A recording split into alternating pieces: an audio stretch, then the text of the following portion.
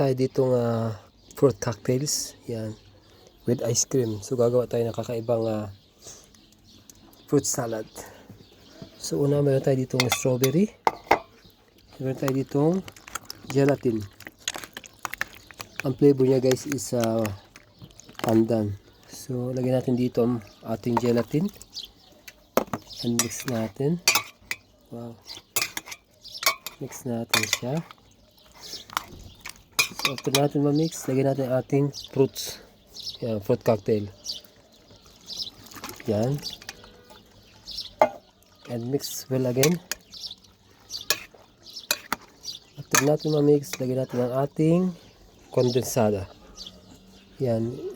Made guys yan ng Malaysia. Sa Malaysia siya made. Yan. Huwag natin na masyadong damihan kasi meron tayong ice cream dito. So yung ice cream natin, pang din natin ilagay. So gula natin guys, mix well lang.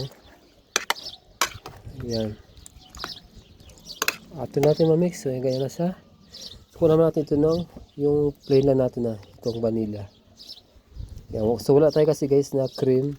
So ito lang ang gawin natin. Sorry. Huwag natin isama yung chocolate. Ito lang vanilla. Yan. Tutuno yan. Kasi maaraw guys. So yan lang. Yung white lang na kukunan natin yan. Huwag natin isama tong chocolate kasi magpapangit ang lasa niya. So more white lang ang gawin natin.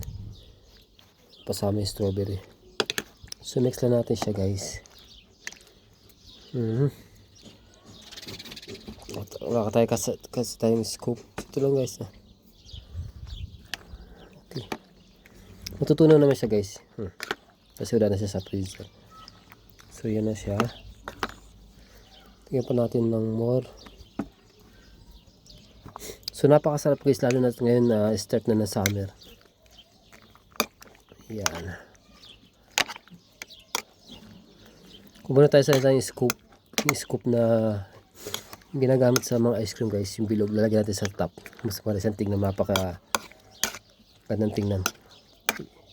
Yan.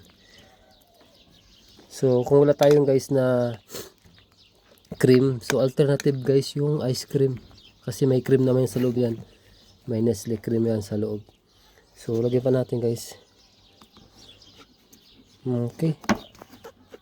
Medyo nahirap kunin.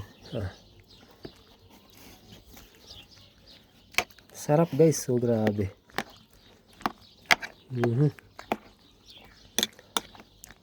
So ito na guys ang ating fruit cocktails with ice cream yan.